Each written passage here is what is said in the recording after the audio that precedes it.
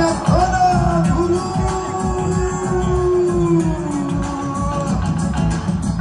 আমার রুহু আমার কাছে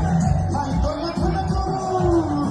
করতে হবে আজ থেকে হয় নতুন জীবন শুরু